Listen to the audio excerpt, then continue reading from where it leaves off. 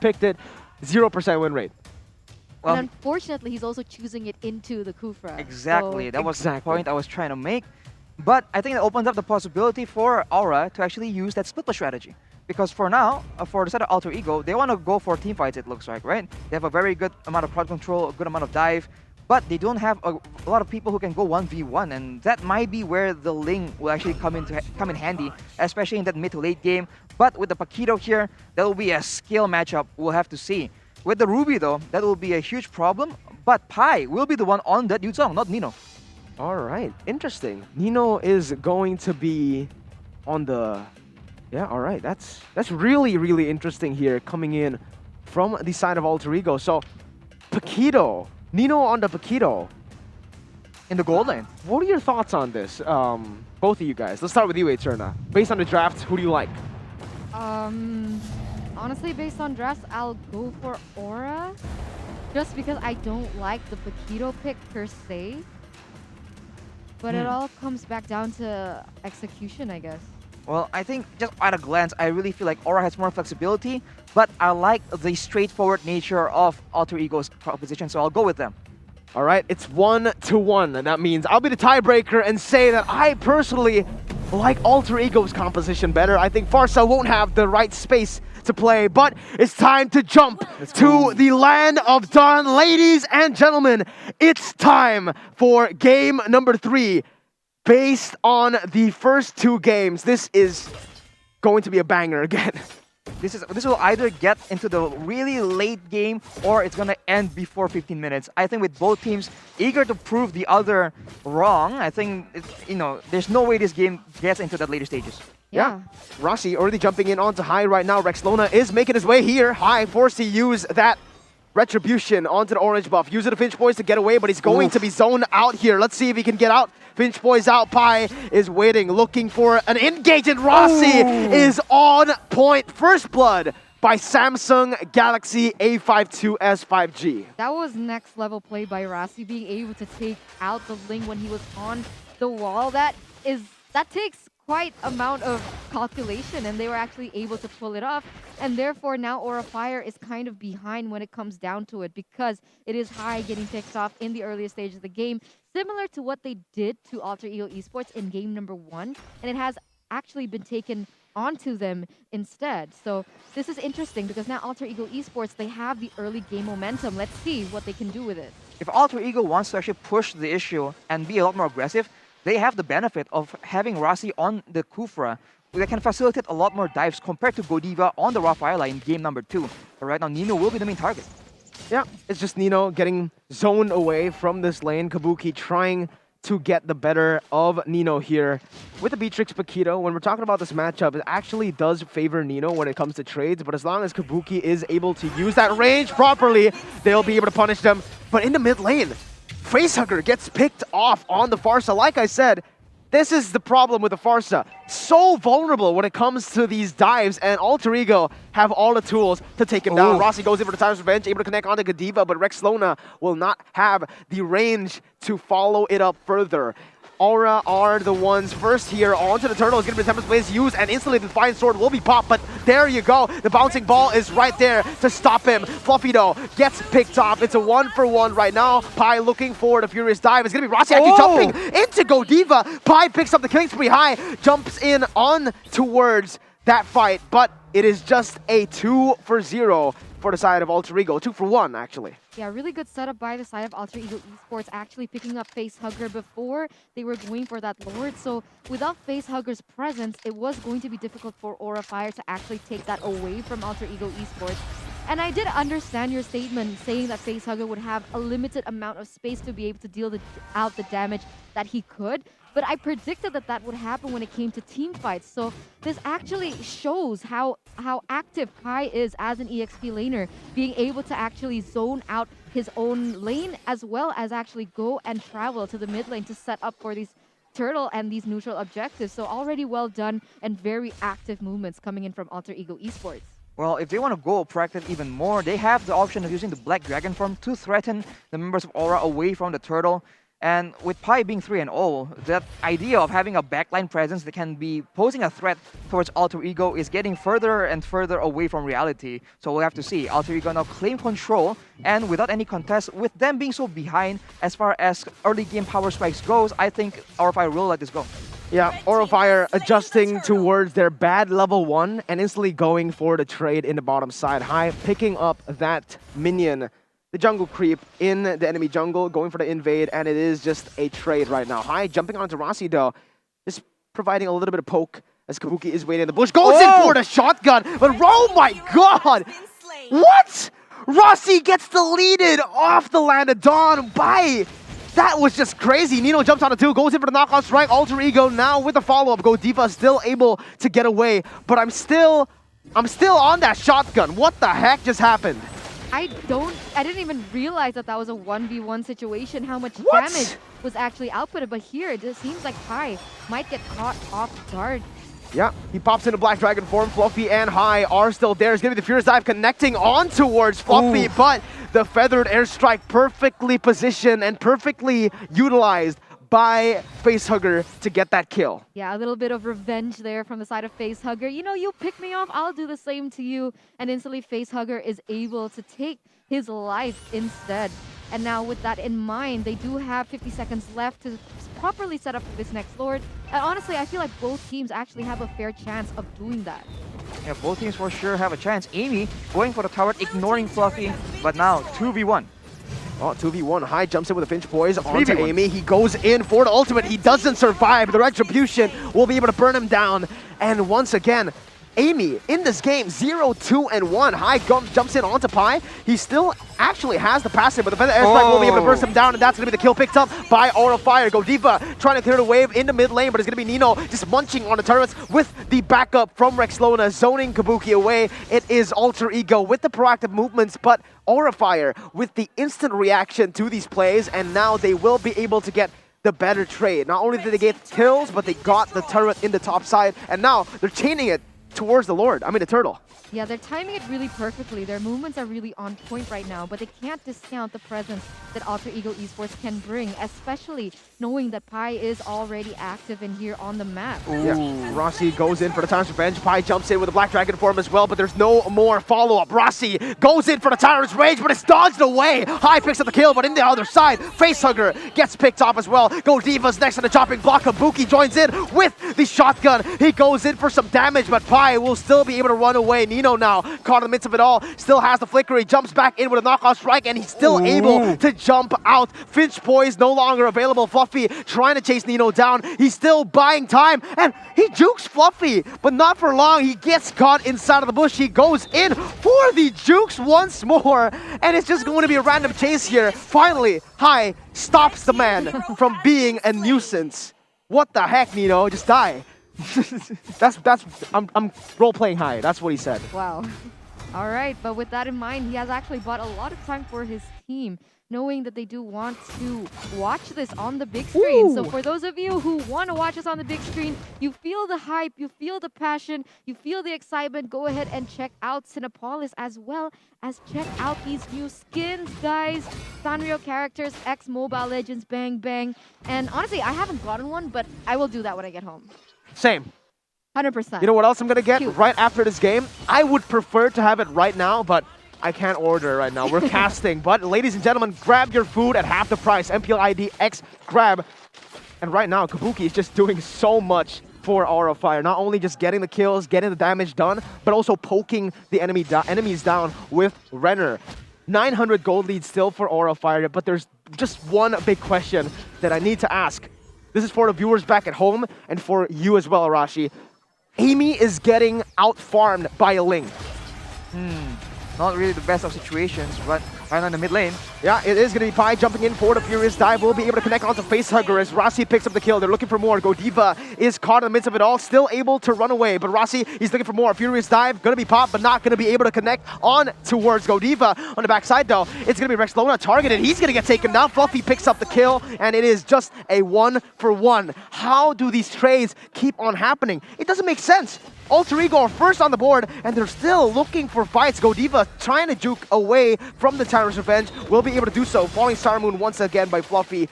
just add a little bit of spice to this delicious food. With Facehugger off the board in that before that previous team fight and Fluffy being able to take a trade onto Rexlona, it was actually a really good movement by the side of Aura Fire. It delays Alterego Esports to take this neutral objective in that Lord, knowing that it has already spawned in the Land of Dawn. So with that in mind, like you guys keep mentioning over and over, these two teams are definitely adjusting to one another. They're able to analyze the movement, but what? Oh man, Rexlona, that is not something you want to see. He just got deleted by Aura Fire's, I don't know, what do you want to call it? The gank. That was just insane. Yeah. The Goon Squad.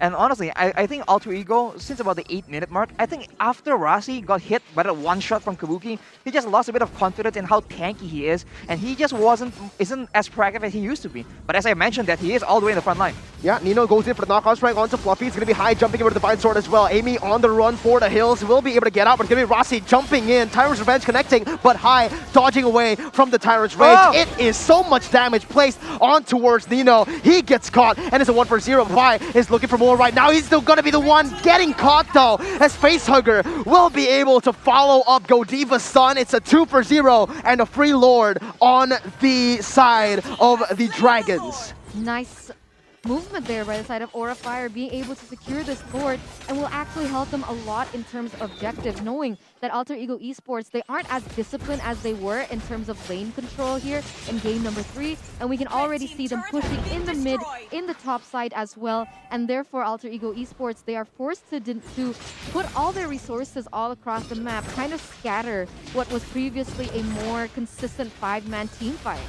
Oh, I really think that Alterego, they need to do what Aura was doing in game number 2, right? They need to all be on the same page and pull the trigger at the same time. Because we saw earlier, after everyone's backing up, Nino goes in, tries to get a bit more, and then gets caught in because there's so much crowd control on the side of Aura Fire. There is Farsa, there is Godiva, as well as Fluffy. All of them have some very relevant crowd control as well, so it needs to be respected. And if they're going together, they have a chance at winning this fight 5v5 because that is what their comp is designed to do. But if they go one by one, I think it's going to be very difficult for them to turn this around. Very good siege so far from the side of Aura Fire. Godiva still looking for the pick with a concealed pop, but it is going to be Kabuki and High in the mid lane, just taking the turrets down. 5,000 gold lead already built here for the side of Aura Fires. They look towards the bottom side. Again, the siege potential of this composition is just so strong. Rasi goes in for the Tyrant's Revenge onto Fluffy, but again, you're going up against an Esmeralda. This Esmeralda basically has free reign. No more lockdown style, no more CC, apart from Rasi. They didn't have Pi to follow it through, and even if they got Pi, I don't think it would have been a kill. Well, now we take a look at the items here, and Kabuki, despite everything, is still itemizing relatively in a defensive fashion. The BOD is there, the Hunter Strike is there for additional kiting, but the Wind of Nature is also available just in case that huge aggressive play comes in from that Yuzhong or Nino on the Paquito. And for Godiva, this is where he shines, man. When the team gets some more momentum, gets some more advantage, and he's able to actually itemize and be tanky in the front line, that is where he can be more proactive and make plays for his team. Unfortunately, you cannot say the same for Rasi right now. Only sitting on a Dominance Ice, he is relatively vulnerable to a lot of different sources of damage on the side of Aura Fire, particularly because Facehugger and Fluffy, they have been quote-unquote the main pick-off potential on the side of Aura Fire. Looking at the damage dealt now, Fluffy is on top, but it's matched quite closely by Pi. Man, I mean, last time Fluffy used this Esmeralda, he was a huge nuisance, a huge impact, being able to sustain so much damage coming on from his opponents. He was able also to deal a lot of damage, and this is exactly what we're seeing reflected once again. A little bit of a deja vu here. I think Esmeralda is definitely one of the best picks for Fluffy. And when we take a look at both teams as well, Rexlona, once again, I do understand he is sitting at a positive KDA, 1, 2, and 6, but unfortunately, he's not having the same impact like he did when he was playing the Kagura in game number 2. Yeah, it's a full 180, honestly, for Fluffy from game number 2 to game number 3. Is that real? Like, these statistics are crazy for Fluffy. Not only does he have the damage dealt, but he also has the damage taken. 3v1, and he baits every single bomber. He goes in for the re-engage with the following side, able to get the damage and the lockdown on the 3, but Alterego just forced the back up. Rassi goes in for the Tyrant's Revenge onto Rassi, but it is going to be him taken down. Godiva traded for Nino, not worth it at all for Alterego. Aura Fire picks up the Enhanced Lord and a kill onto the enemy gold laner. Fluffy Esmeralda Pog, guys. I don't know. I mentioned this before the match even started. If Esmeralda gets placed on Fluffy, the amount of... So, like, he's not a regular EXP laner. This is what I'm trying to share to you guys. So he deals the most amount of damage. He takes the most amount of damage. And he's super farmed as well. Like, how does that even happen? I think it just comes down to the laning phase design by Aura Fire. Yeah, Fluffy once again getting the Falling Star Moon on point as Amy just gets hit by everything. Falling Star Moon, Feathered Airstrike, and also the shot by Renner High now. Popping the Tempest Ablaze. He actually thought that Rassi was going to be jumping onto him. Fluffy now again baiting 4 people onto him and still survives. Once more, he baits so many abilities, so many resources, and it's all worth it for Aura Fire. They pick up 2 base turrets. Actually just 1 in the mid lane. The top side hasn't fallen yet, but it's already so worth it. An 8,000 gold lead as they're looking to push in the pace. Feather Ezra going to be used to zone Amy away. He is going to pop the ultimate to zone and maybe even clear the waves right now, but Facehugger needs to be careful. Rassi is right there. Godiva goes in for the I'm offended on the 2 members, but instantly gets taken down in the top side though. It is Ling taking a turret. So it is the Roamer traded for a base turret. Very much worth it for the side of Aura Fire still. But right now, without Godiva around, finally, there's a chance for Alterego to try and find something. The main frontline is still going to be Fluffy, and unless they have some solution, some pick-off potential, they had no solution to try and dive towards that back line of Aura Fire. But now, since they are able to exit the base and prepare traps in the bushes for Aura Fire, this is where they need to actually make this opportunity count. Because if they can get a huge play here, that can actually allow them to get back in the game, despite Aura Fire being ahead by 8k on the gold. My oh my, players gold here by Living by Mandiri High once again at the top of the charts. You know, when it comes to head, I'd like to see him go head-to-head with Sans because, you know, Sans is also a really good and efficient jungler. He's always able to farm as well as he could, being able to be top of those charts. And now Hai is actually presenting the same type of skill. It's surreal. Wow. All right, Eterna. The thing is, he's not just competing against 2 gold laners. He's competing against an Aulus that brought Demon Slayer, all right? He brought Demon Slayer emblem here, but still, Hai is able to outfarm him. He's actually jumping onto Nino right now with the Finch Poise. Will be able to zone him away as the Feather Airstrike will be able to connect. Tempest Ablaze used, but it is unnecessary. A free kill for the side of Aura Fire. They're just so good at these side lane pickoffs. Fluffy, oh man. He baits 4 members and he's actually he's styling on Alterego at this point. He's styling on him. You know, I do understand why you guys didn't like the Ling, but when I look back on it and think about it once again, this Ling can actually deny what Alterego Esports want to do. Yeah, split push. They want to go for the split push. The Ling has the highest mobility in the game and will actually be able to deny that from coming and happening once again here in game number 3. Well, the Tempest Ablaze as well can deter a dive or even facilitate a dive of their own, especially because Farsa, Facehugger's Farsa right now is just doing a lot of damage. Level 15 already, and right now I don't think a single member on Alterego can actually withstand the damage. Perhaps maybe Rassi. We have to take a look at the items before that. But now, again, their issue right now is that Fluffy is way too tanky, and they can't get to Fluffy without exposing themselves to Kabuki and Facehugger. So if they commit to try and taking out Fluffy, then there's a lot of damage coming back as well, and they can't really match the mount. So that puts them in a tough spot. They need to find a way to get around Fluffy, but of course Fluffy won't let that happen. Well, anyways, we're gonna have to see how Alterego defends this game right now, because the Enhanced Lord is in the mid lane. Fluffy jumping in with Falling Star Moon onto 2 members. I'm Offended will be able to connect onto 3, and that's going to be instantly the follow-up coming in. The Feather Airstrike and Hai will just be able to tear that backline down. Rex Lona gets taken down. A triple kill picked up by Hai. A double by Kabuki, and the Dragons will keep their fire lit here in MPL ID Season 9. A 2-1 victory against Alterego. What a astounding performance by Aura Fire, also breaking their quote-unquote curse from Season 7. They weren't able to win a single game or match, if I'm not mistaken, against Alterego Esports. But now, with the new and improved Aura Esports, they were able to actually take this away from Alterego Esports, once again putting them in their place. That's Wow. honestly